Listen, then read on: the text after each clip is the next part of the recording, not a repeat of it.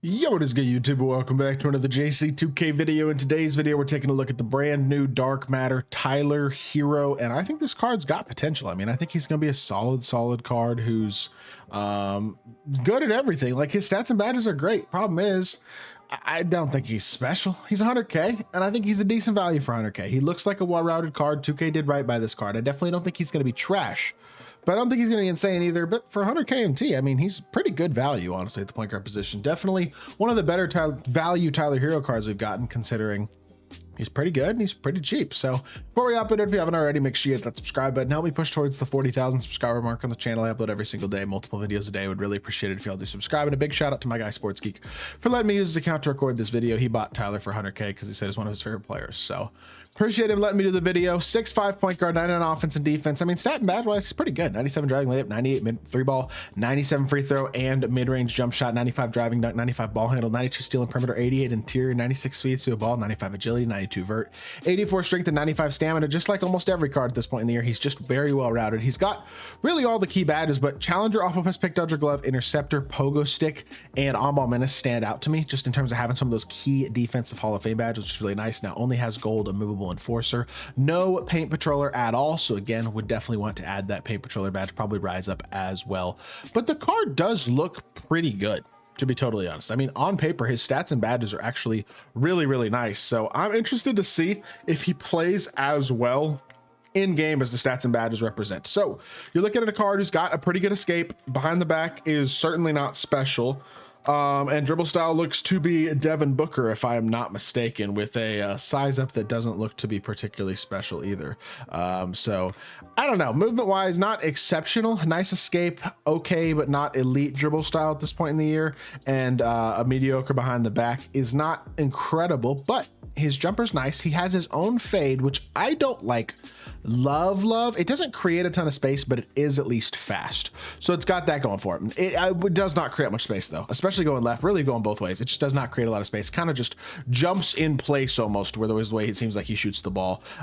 So I think there's going to be some limitations to this card, unfortunately, in terms of his shot creation a bit. Not being able to fade at an incredibly elite level is unfortunately pretty hurtful. Now the standstill jumper is really nice, and he is a good slasher. 95 driving dunk is like, that's a lot for Tyler HERRO. So they did a good job of souping this card up in stat and badge wise. The animations though, they're not quite elite enough for me to gas this card, to be totally honest. He's good.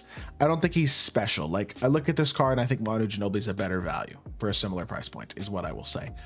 But a good card nonetheless, and honestly, one of the better Tyler HERRO cards I think we've gotten in terms of how good he is compared to the meta at his position. So let's hop into a game, see what this Tyler HERRO card can do. Alrighty, hopping into this game, we're going up against Tim Duncan, J.R. Smith, LeBron.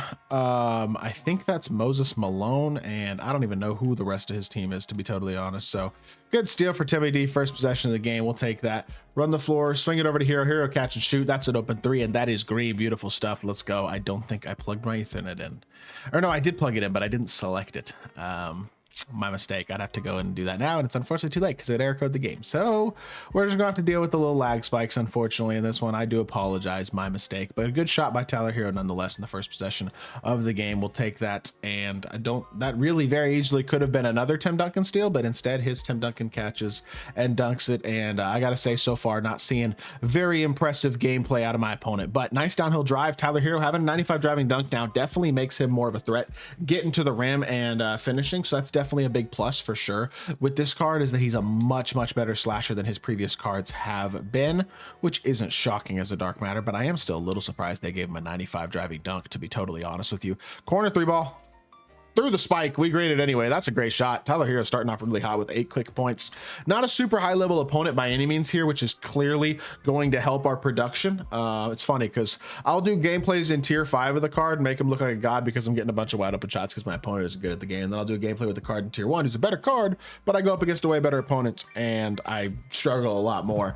And I just think that's just something that's going to happen in this game. You know what I mean? Like, that's just the way it is that I think the game is very hit or miss in terms of your opponents and the results you get and stuff. So I don't know. It's just part of doing these gameplays, I guess. But good start for Tyler HERRO nonetheless with 8 quick points, and we will see if he can keep it going here into the second portion of this gameplay after a very nice quick hot start to the game. Unfortunately, he commits a bad foul there on JR, unnecessary foul as well, in all honesty.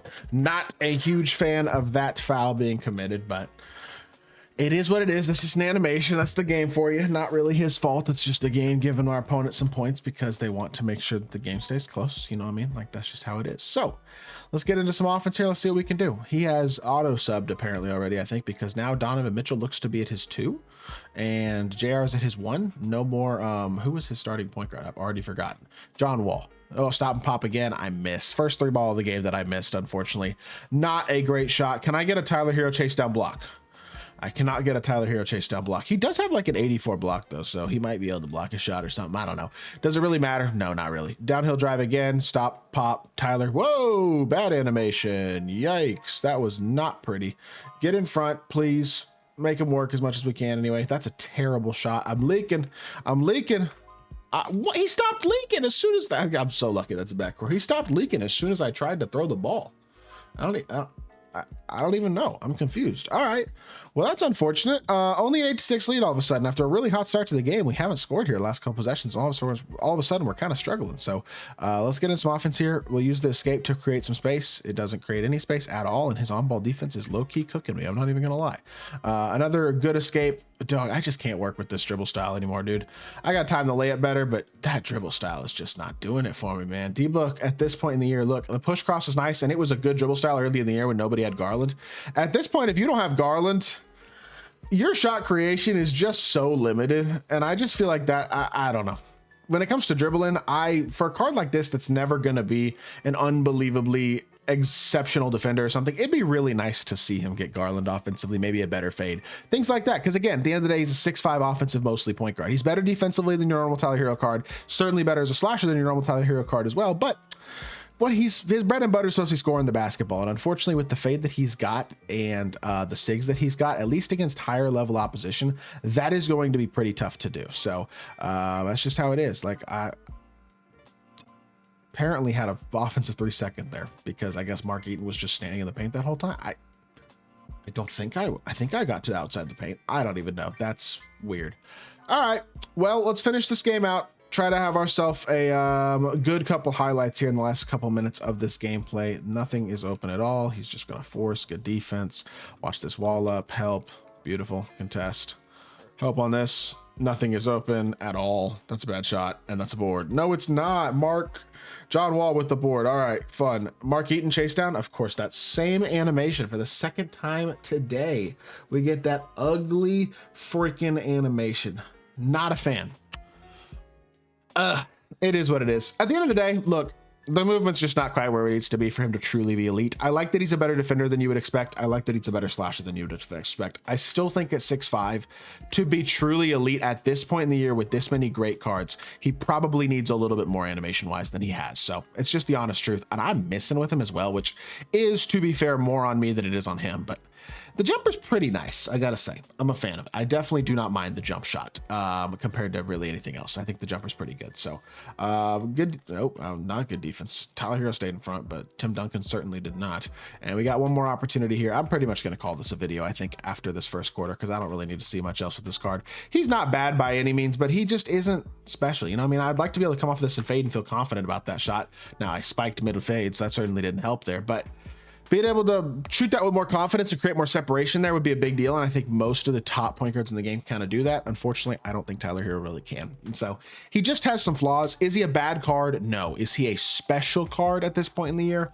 Also, no. 100K feels like a pretty okay-ish price if you're a big Tyler HERRO fan. It's not too much MT, so you can go pick the card up and try him out. But otherwise, I don't really think I'd recommend it. There are better options for cheaper amounts of MT. And if you have 100K to spend, you can save a little bit more to get a better PG as well. Somebody like a Manu Ginobili or Stephon Castle or something along those lines. But we're going to just try to get a blow-by here with Donovan Mitchell. One last bucket. And, of course, instead of a bucket, oh, we did actually get a stay, Nug. We get a block of foul on Austin Reeves. 13 points, 5-11, and 3 of 8 from 3. Not bad. Not insane, but not bad. I hope y'all did enjoy the video. If you did, make sure you hit that like button, leave a comment, and subscribe. Be back with more 2K content very, very soon. I appreciate y'all. Peace.